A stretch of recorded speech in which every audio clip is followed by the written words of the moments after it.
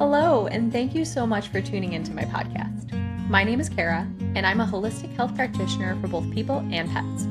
After working for years in the conventional medicine field, I realized that while our lifespans may be getting longer, our health spans are rapidly shrinking. And when it comes to our pets, both their length and quality of life are decreasing.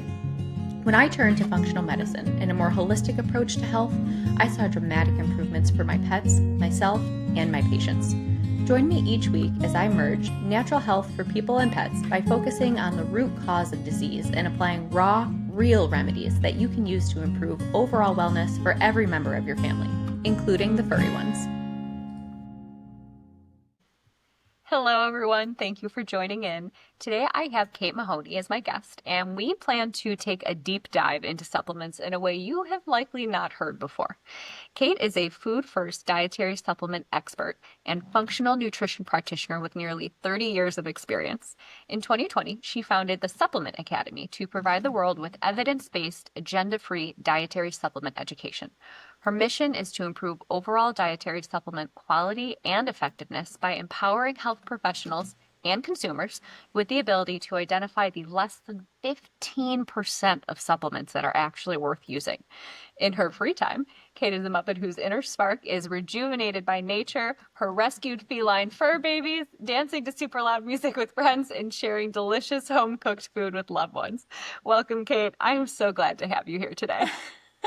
Thank you, Kara.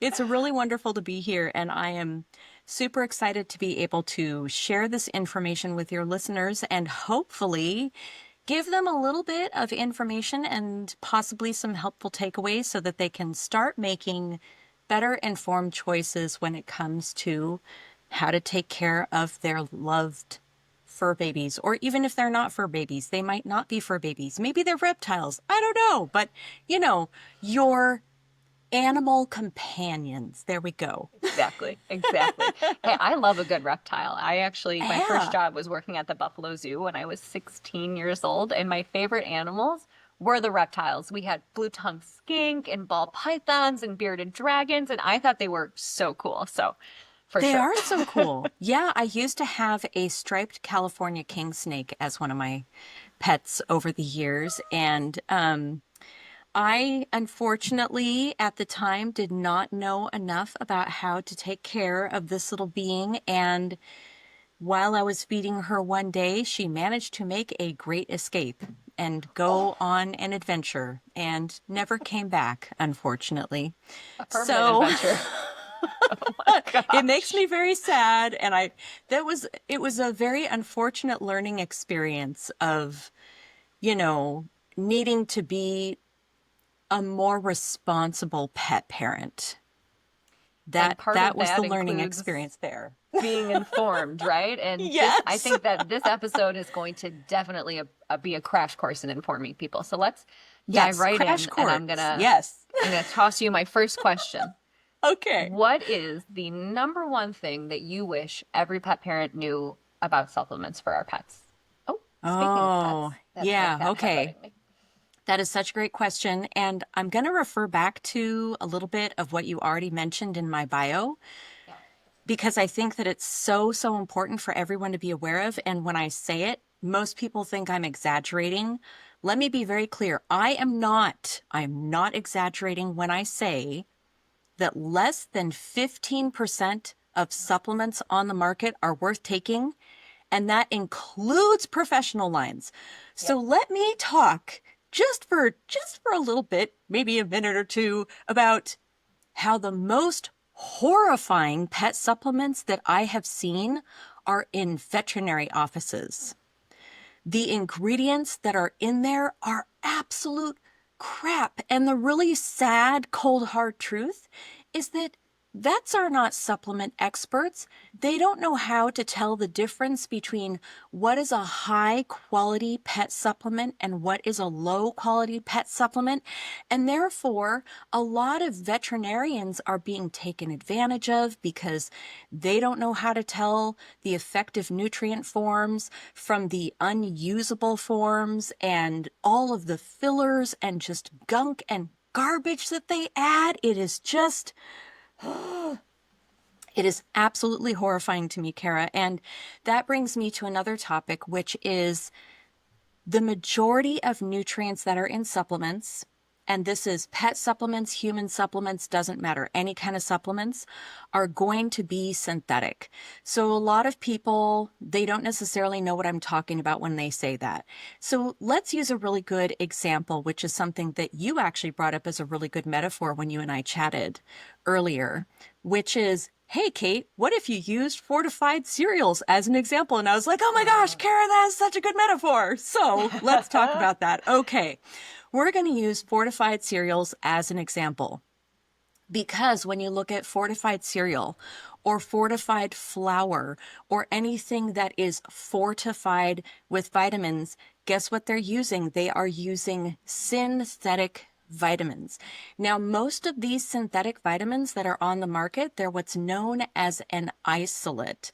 So an isolate is basically the synthetic unusable form of a nutrient. Generally speaking, and this is just like a really general average, the body can only convert about 2 to 3% of a synthetic isolated nutrient into the usable form.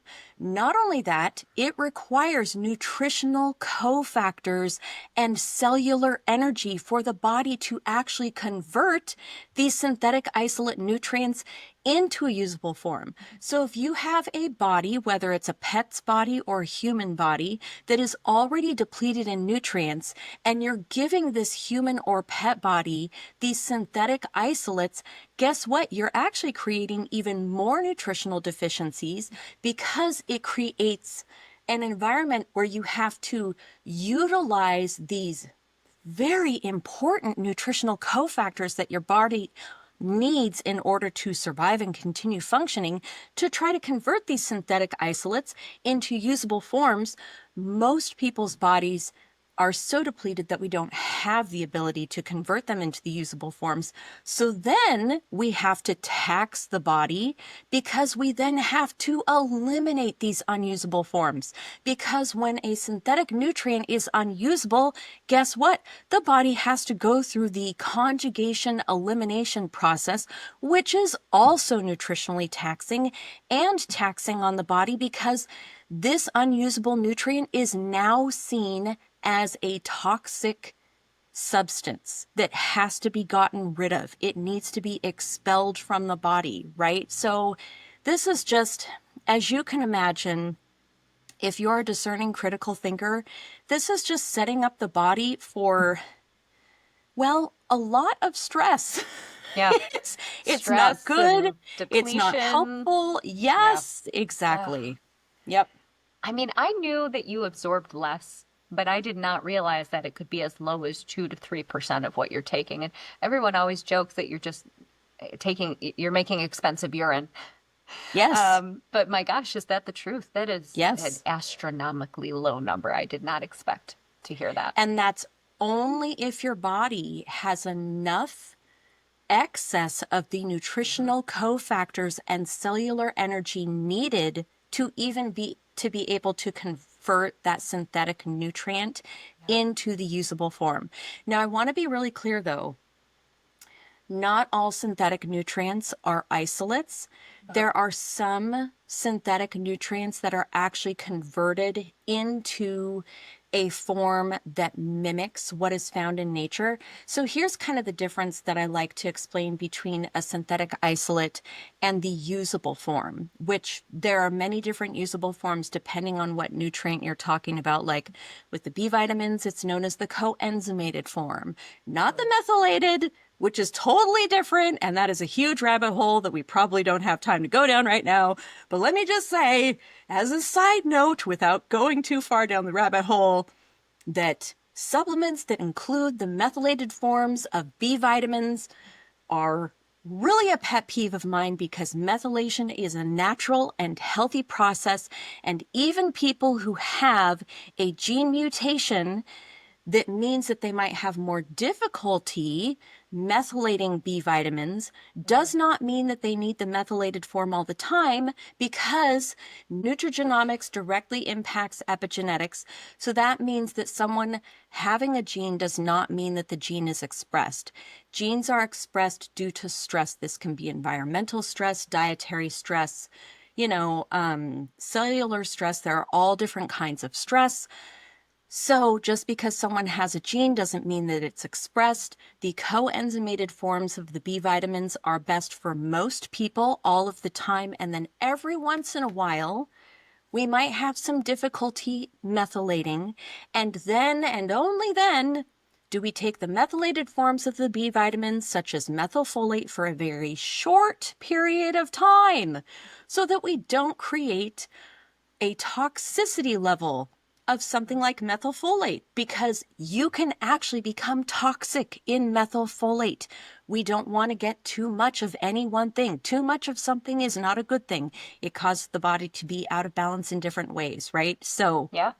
there's so many different complicated layers. As you know, as a nurse practitioner, there's so many different complicated layers to this. Oh, yeah. And I just keep going down rabbit holes. So I'm going to pass it over to you again, Kara, and let you help me circle this conversation back around to what will be so constructive for your listeners. Absolutely. So one thing I do want to point out based on what you said though, right, is that risk for toxicity. One big one that I think I can point out that we've been hearing a lot of lately, especially for pets, is the issue with copper storage disease. So we're seeing all of these animals end up with astronomically high copper levels, and it negatively affects the liver. And part of where that comes from is because we have these kibbles that are full of synthetics, and you have this synthetic form of copper, and it's far too bioavailable. So, but not when that happens, not only do you end up with too much copper, you end up low in zinc because the copper is binding all of those receptors, and not because the copper and zinc, they kind of bind similarly. And then all of a sudden, it's kicking your zinc off and you're deficient in zinc, even if you're getting it in your diet. So that's part of the reason why we need to be really careful about what we're choosing to put into our pets' bodies. And, if vets are not supplement experts, they most certainly are not food experts unless they go on and they continue to get education in nutrition, but about a species appropriate diet, not Yes. a kibble diet. So, You are speaking my practitioner language, which is part of the reason when you and I connected outside of this conversation, it was just like, yes, my yeah, people. I know, right? The Yeah. fireworks flew. Yeah. Yeah. So thank you for speaking to that. And if you don't mind, I just want to add to that a little bit.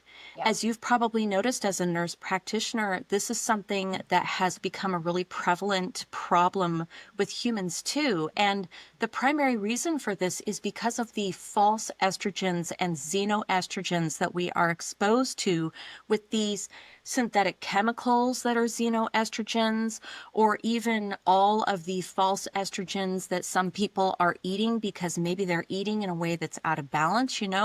Maybe they are a vegan and they don't know how to be a really good, responsible vegan. They think that being a vegan means eating tofu or soy products multiple times a day, and they're not realizing that you can take any grain and any seed, nut, or legume and combine it to make a whole food, plant-based protein that is not going to have all those xeno and phyto and false estrogens that are present in soy, right?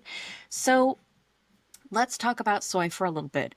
Soy, Yeah. as we know, is one of the top GMO foods in the world, right? So the whole reason why they made soy GMO was so that they could spray as much herbicide and pesticide on it as possible and not kill it. Which means not only is it GMO, but this stuff is going to be laden with herbicides and pesticides, right? And the reason why I'm bringing up soy is because there are so many nutrients that are synthesized from soy. A lot of the fat-soluble nutrients are synthesized from soy. For example, vitamin E. Vitamin E is synthesized from soy. So if you are getting a food-derived vitamin E most likely it is going to be derived from soy unless it specifically says soy-free. And that includes the nutrients that are for your pets. So if you look at something that has natural vitamin E in it, the question is it going to be soy-free? Because you're looking at giving your animal something that is going to mimic estrogen, because estrogen and copper, they literally have a lock and key relationship. That's part of the reason why the liver is getting so bound up, because we actually eliminate excess estrogens and phytoestrogens and xenoestrogens through our liver. But copper gets stored in the liver because we need copper for some of the different functions that the liver is supposed to be doing, right? So the estrogen gets sent there and the copper's being stored there so that the liver can do what it needs to do. But what happens is they meet and they go, ta-da! And they like get locked onto each other. Yeah. And when that happens, all of a sudden, the liver literally cannot use the copper, and it's blocking the estrogen from being eliminated. And as you mentioned, that copper is also driving the zinc out of the body. And what is one of the primary cofactors that the body needs to make hydrochloric acid in the stomach so that we can actually digest our food? Zinc.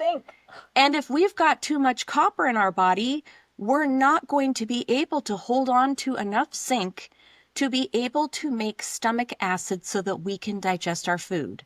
And the exact same thing is true of our animals and our pets and our companions, that we have with us. So these are all really important things to think about and be aware of when it comes to taking care of our animals and doing what we can to support them. So like you said, just to come back to the key point, and I really love what one of my colleagues, Sarah Russell of Build, Nurture, Restore said.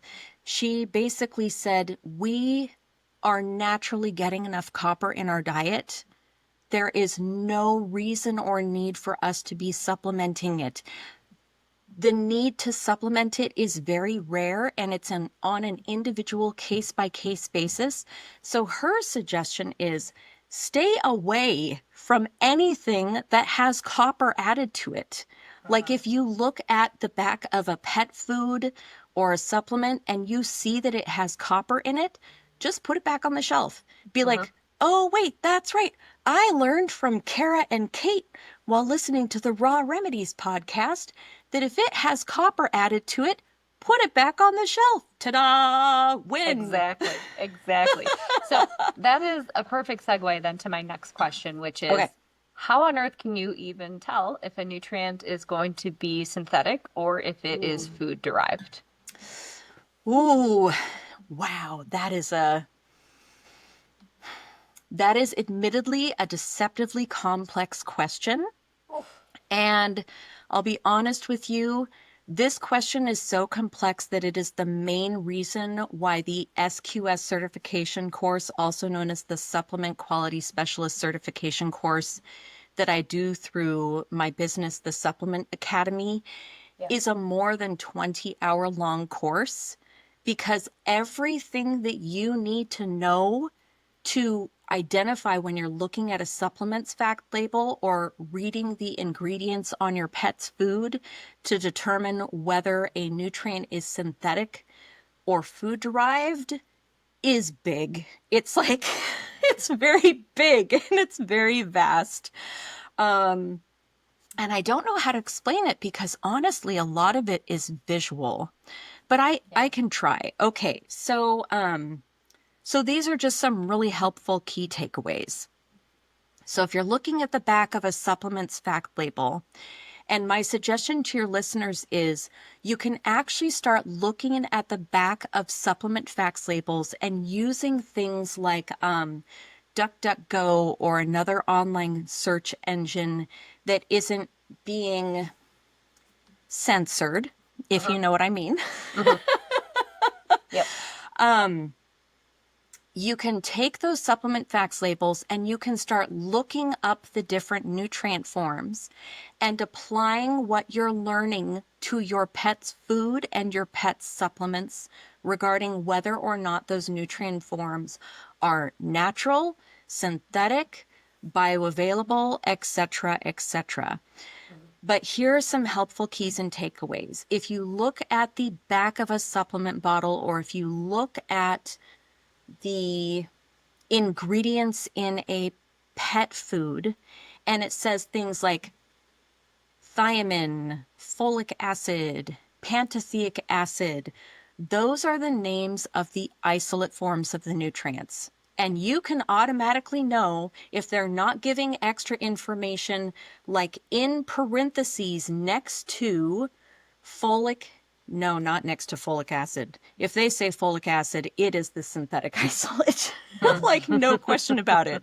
But if it says folate, and then in parentheses, calcium folinate, that is the coenzymated form of folic acid that is naturally occurring in food, right? So every single nutrient has forms that are more bioavailable versus forms that are synthetic. Another way of being able to tell if something is food derived versus synthetic, because the example that I just gave was being able to decipher between the synthetic isolate versus a synthetic form that's more bioavailable, right? So it gets very complicated.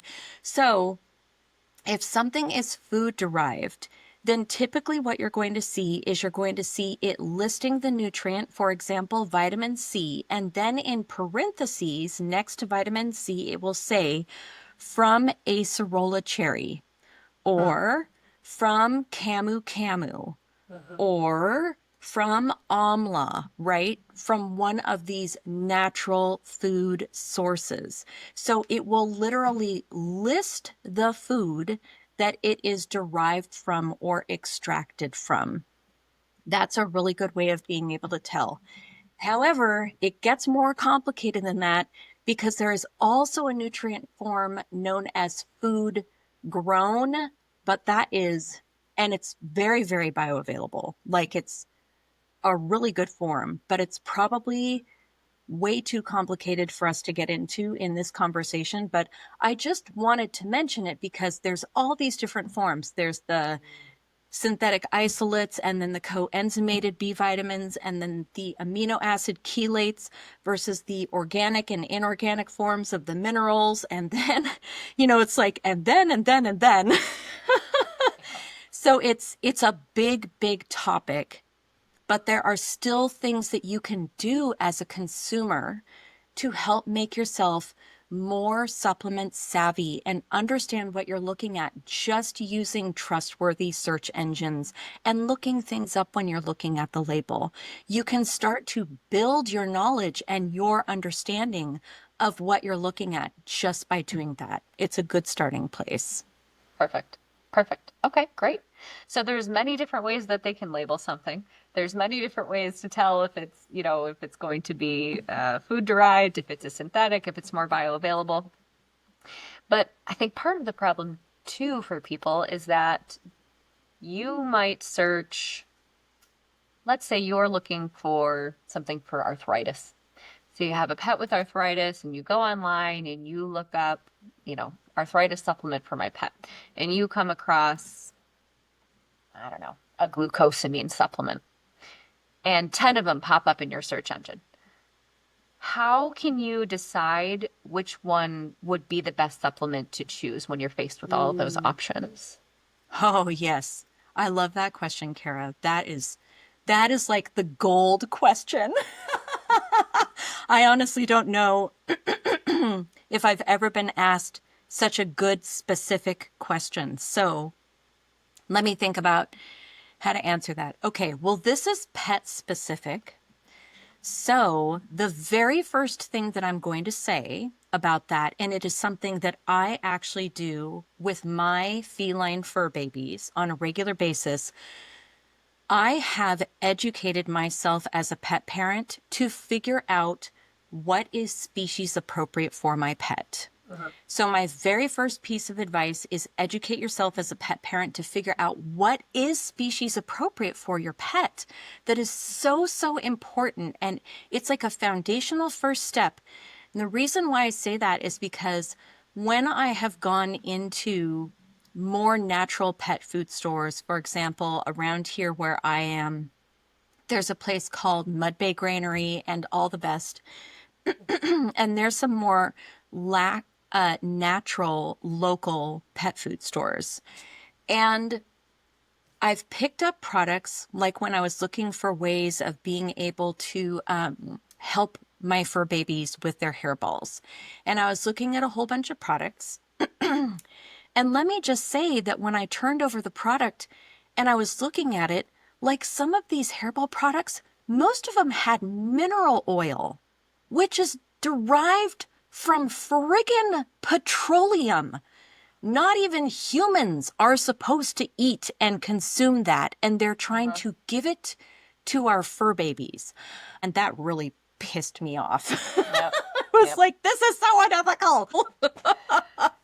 Yeah, it can be really difficult to, and then you even almost have to kind of peel it back and say like where did they get the information in the first Yes. place? Who is Yep. formulating this for them? Do they have, is it Yes. a vet? Is it a nutritionist? Is it a Yep. scientist? Is it Joe Schmo in his mom's basement? Who is it? Yeah, exactly. Exactly. Yeah. So make sure that you figure out what is species appropriate for your pet. That is first and foremost the biggest piece of advice I can give you. The second piece of advice I can give you is I've got bad news and I've got good news. The bad news is there are no specific testing certifications or things like that on labels that I look for when it comes to supplements. There aren't any, and the reasons are more complicated than I have time to get into. I address it in the supplement quality specialist certification course. There's a whole topic on like end product testing and the different forms of end product testing and certification programs and things like that, where I get into this. But let's just say there is no one program or certification or label that I look for on any supplement. Instead, I have this very simple thing, a key takeaway that I can give you. You take a product and you're going to turn it over, and it should have two separate sections. It should have a place for the active ingredients and then a place for the inactive ingredients. What I want you to look at, in addition to whether or not the active ingredients are species appropriate for your pet, look at the inactive ingredients. Number one, does it have 3 or less inactive ingredients? If it has 3 or less inactive ingredients, it is likely a higher quality product where they have been more careful to not include a bunch of fillers or excipients in the processing and manufacturing of the supplement. It means that they're being more careful. Number two, do you recognize those inactive ingredients? Like when you look at them, you're like, I know what this is, and this is Yeah. species appropriate for my pet. Or do you look at it and you're like, what is this? Yeah. You're Like, like, is this a what different am I language? looking What at is that? here? Yeah. Yeah, exactly. Now, if you don't know what it is, that doesn't mean it's a bad product. It means that is a learning opportunity for you.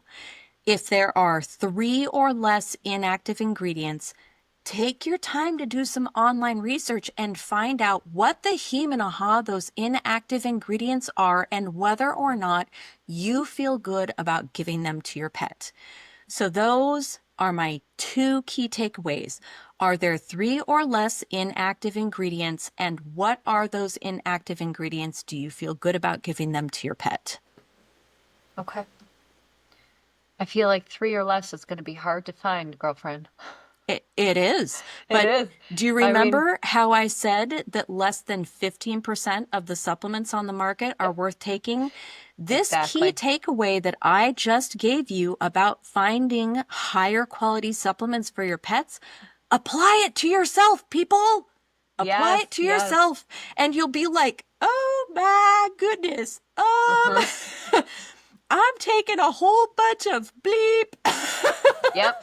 Whole bunch of garbage. Yes. Garbage, as they say in the more cultured households. Garbage. Yeah. Yes, garbage. Yeah. I mean, yeah, I mean, of all of the things, that can probably help narrow it down significantly because I Absolutely. mean, I can't even think of if I were to go into just a regular pet store, not a small independent pet store, but just a good old-fashioned chain store, and walk in there and walk over to the supplement section and start flipping things over and looking at them.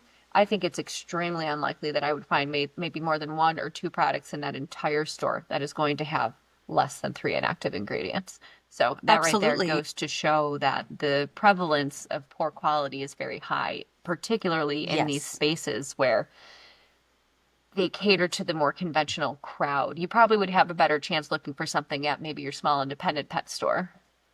Yeah, absolutely. Or another thing that pet parents can do is it is possible to potentially find a human grade product that you can use for your pet. However, Mhm. you have to be really, really diligent when you do that. You need to be able to decipher with any human grade product that you are using whether or not it will be species appropriate for your pet. Mhm. And there's a whole bunch of things that factor into this. So I'm going to go back to the glucosamine and chondroitin supplement that you brought up Yeah, earlier. yeah. So if you have a pet that is allergic to seafood, you're going to have to be very careful about any glucosamine and chondroitin supplement that you give your pet because guess what most glucosamine and chondroitin is derived from? Shellfish, right? Mhm. So you need to understand what raw material is this nutrient derived from? Is this species appropriate for my pet?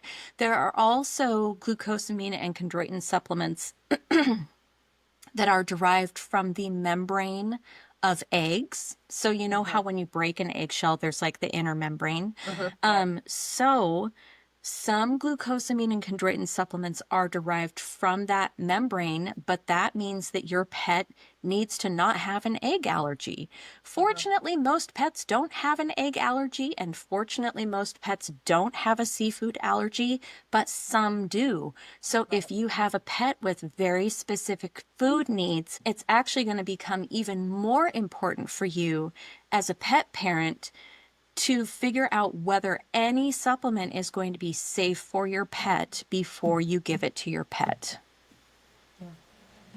It's so hard to know where these things come from. So I knew about the seafood for some of these supplements, did not know about the egg membrane. Yep. That's like that's hidden knowledge there. That's like you have to open a box and then open another box to even know that. So, Well, fortunately, a lot of the products that are derived from specialty things will specifically say. So, for glucosamine and chondroitin supplements that are not derived from seafood or shellfish, they will say shellfish free. Right? okay.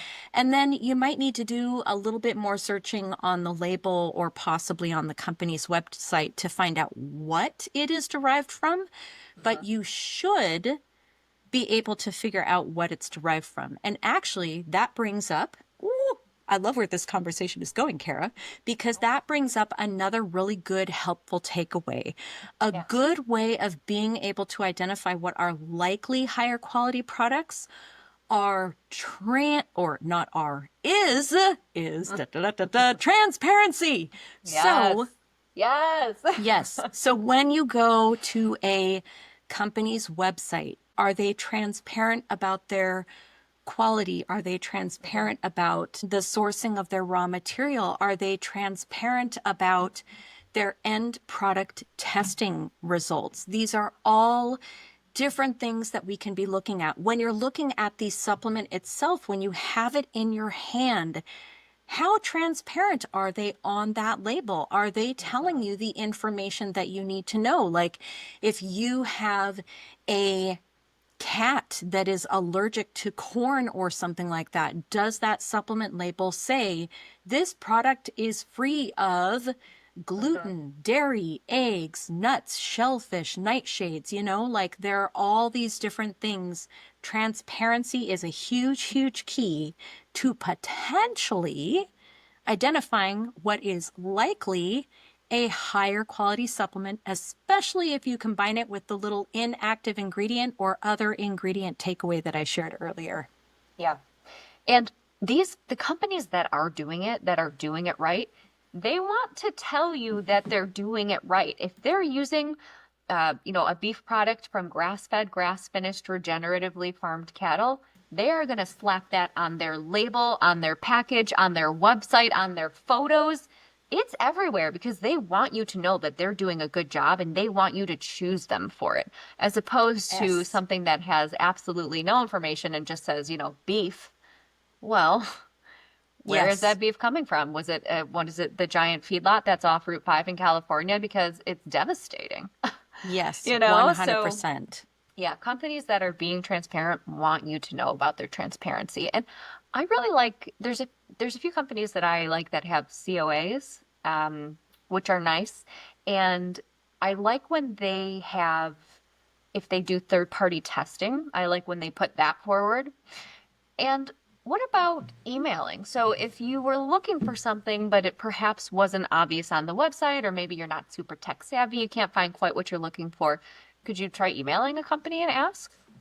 Well, I also want to touch on the COAs and third party testing Yeah. because while you are correct that it is very rare for most supplement companies to be providing a COA or third party test Uh-huh. result, because they will misuse the term proprietary information, because any company that is doing all the right things for the right reasons, because they are so rare, if you ask them for if you ask for them to prove their quality claims, they will practically throw the information at you because Uh-huh. they want to prove that they really are doing all the things. It is the companies who are non-transparent when you ask them for that verification, the COAs and the third party tests, they have something to hide. If someone, Uh-huh. if you try to talk to someone, like you were saying, reach out to them via email, ask them if they can share their COA or third party test with you, and they say, no, that's proprietary information, run the other direction. Yep. Yep. That's a really, really good takeaway so thank you for bringing that up. However, just Uh-huh. because a company shares a COA or third party test with you is just one part of the puzzle. Speaking as a supplement expert, what I can tell you is that not all COAs and third party tests are the same. So Uh-huh. there are a few key things that you really want to look for. Number one, the date that the test was performed. Was it performed within the past 2 years? If it was performed longer than 2 years ago, they are probably cherry picking their data Uh-huh. and what it is that they are sharing with people. Another thing is, how comprehensive is the test? So is it testing for heavy metals, microbiologicals, and mycotoxins, right? So the Yeah. microbiologicals are going to be things like salmonella, E. coli, those important Yeah. things that we don't want to be giving to ourselves and our fur babies. And the mycotoxins are going to be the mold and the mildew that a Uh-huh. lot of people, there's like growing problems with that. Uh-huh. So just because you get a COA does not mean that's good. Right. You still need to understand how to decipher the COA and use your discerning critical thinking to do things like look at the date that the test was performed and how comprehensive is it. And that's going to give you a more complete picture. And another thing about the transparency of the COAs or the third party testing, you want to see on a test result that it is actually listing the levels of this is what's allowable and this is what's in here. You don't just want it to say passed, Uh-huh. because you want to know what past means. It Right. means it just hits that level of what's Yeah. allowed, Yeah. right? Yeah. Right. The level is 1 and it's at 0.99. Yes, exactly. Yeah. So you want to see that full transparency all the way Yeah. across the board. So I thanks love for that. bringing that up, Kara. Yeah. Hopefully your listeners will find that helpful. I hope so too. I do enjoy a good heavy metal testing. I love that you brought up the mycotoxins. Years ago, I stopped eating and feeding anything with peanuts or peanut butter because it's just, it's very difficult to find a peanut product that is A, organic, and B, tested for mycotoxins because they are, I mean, the mold in peanuts and processing, and they're also, it's just a crop that's heavily sprayed with pesticides. Yes. It's something that I have just completely cut out of my life. I have zero interest in trying to find a good peanut product. I just do not. So that's, if I see anything peanut on the label, I'm like, oh, let me just put that back. But what Yes. about if it says something like, so one of the questions I wanted to ask you, and we already talked a little bit about, you said that you don't really look for like a certification on a label because there really isn't one that is across the board because there's no regulation. But are there any keywords or red flags that would make you put something down? For example, Ooh. kind of piggybacking off the peanut, if I see something that says peanut butter flavor, beef flavor, if I see something that says flavor, flavoring, natural flavor, I am Yeah. so annoyed. I know. I know. Immediately, I'm so annoyed. And I just put it down because it's not worth it to Yeah. me. Yes. What are some red flags to you? That is such a great point. God, you have such great questions. I'm just like, yes. Fire. I'm on fire. I wore Conversation my is red sweater for a reason. yes, I love it. Okay. So first of all, 100 friggin' percent agree with you, which is why I'm so glad you brought this up. This is why I always like to say that more brains are better than one, because if one person is trying to figure out all the things, oftentimes important bases get missed. And I had completely forgotten about that stupid natural flavoring thing. You Oh, know, natural the worst. flavoring or flavor of anything. Flavor of anything means nope. Like that is an automatic nope. Like put it back. You want the real thing. If they are instead putting in chemical additives to try to make it taste like something, they're obviously not bothering to spend the money on quality to just make it taste like the real thing, right? Yeah, So that's completely agree. that's Yeah. that's really huge. But there is another tip that I thought of too that I thought was very, very important to share, which is anything that is like a huge yellow flag is any company that is making promises, like their marketing is going, best, number one, the only supplement that does this, blah, blah, blah. That's marketing. Are they backing up those claims? No. By backing up those claims, I don't mean they're like printing little excerpts of typed text that they have put on the website. I mean, they are willing and able to provide the comprehensive, transparent COAs and third-party testing that is within 2 years old that actually matches the lot or batch number of the product that they are currently selling on the market, right? Yep. Can they back up their quality claims? When you look at the back of the bottle, are the other ingredients or inactive ingredients 3 or less? Do you know what they are?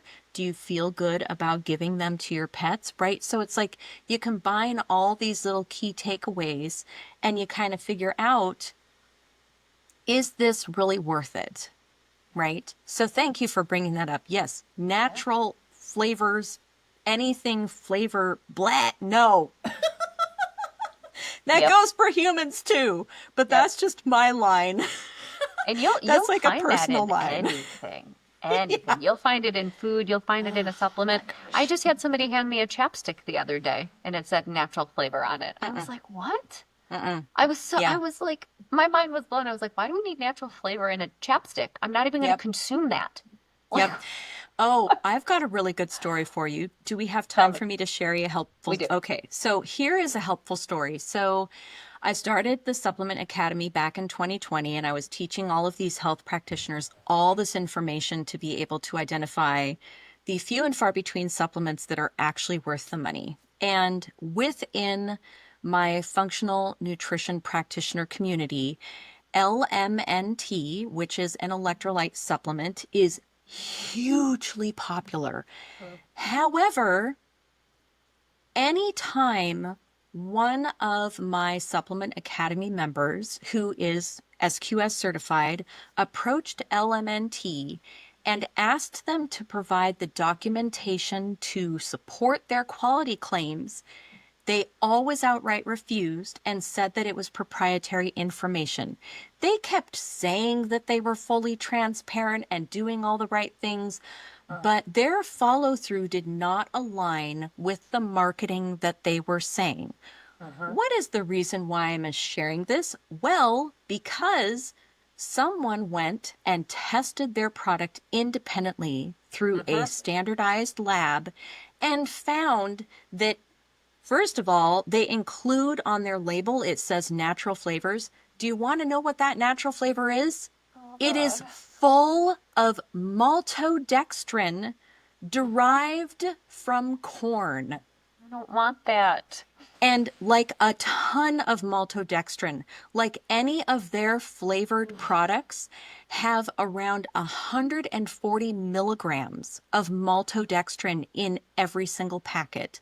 So when I found that out, it was kind of vindicating and validating and affirming, because I was like, yes, this system that I am teaching people, that I am teaching practitioners, all of these takeaways about transparency and everything, it is 100% always true. So what's hard about it is sometimes we can form very emotional attachments to supplements, right? But the question is, are they actually really good for us? Are they actually really helping us? Are they actually really good or helpful for our pets? And that goes for pet food as well as pet supplements, right? So all of this information that I'm sharing, you can apply it to your pet's food too. You can look at a pet food label and ask yourself and educate yourself, are the things in this pet food species appropriate? Are the nutrients that this pet food is fortified with actually bioavailable? Are there a bunch of fillers or other inactive ingredients in this pet food that I don't want to be giving my pet? You can apply it everywhere. You can apply it to the food products that you eat. Like if you're someone who every once in a while likes to eat packaged foods, I don't know about you, I sometimes like potato chips, okay? But I'm going to go out and I'm going to find the ones that do best with my body, because we all have different needs, and there's like no shame or judgment in doing the things that make your life worth living, but we can choose to do it using our discerning critical thinking so that hopefully most of the time we're doing more good than harm. Yeah, exactly. Right? Exactly. Choose the least bad snack if you're going to go for a snack. The least bad snack. Oh Yes. my gosh. And if sometimes you true. do choose a bad snack, okay, that's fine. You know, own it and enjoy it. And like there was this one time I was living in Maui with my spouse, and we went to a grocery store to get some coconut water to replenish ourselves because we'd been out in the sun all day. And they had this bin filled with these giant Rice Krispie treats that looked like they had M&Ms in them. And I said, I'm going to get one. And he looks at me and he goes, what are you doing? This was like almost 15 years ago. He's like, what are you doing? And I'm like, I'm going to eat it and I'm going to like it. And I got it and I took a bite and I was like, this is awful. And he goes, I tried to tell you not to get it. And I was like, but I really wanted it. Yep. So, you know, it's okay. We all have those moments. I have definitely had that happen to me too. You're so excited to have the naughty thing, and then it doesn't live up to expectations, and you're like, oh, I'm filled with regret. But when you do get the thing that's delicious, you just it was a little cheat. It was a little. I treated myself. I treated myself, and it was great. I don't even call it a cheat. I say, this is a day off, or this is a meal off, or this is a snack off. Like I'm taking time off of the way that I normally eat most of the time, and that is okay. That's okay. That's okay. It's okay. As long as you're taking care of your body and you know what it needs. And absolutely. But I Oh realize gosh. I've kind of derailed this conversation a little bit, so I'm going to hand it back over to you to bring it back around. Well, I think in wrapping up, you've given us some amazing tidbits, some great little gold nuggets to really run with and help enhance how we make choices for our fur babies and for ourselves.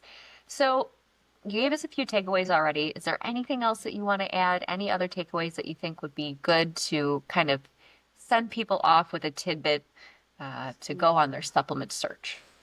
Okay, so I'm going to try to summarize the things that I shared.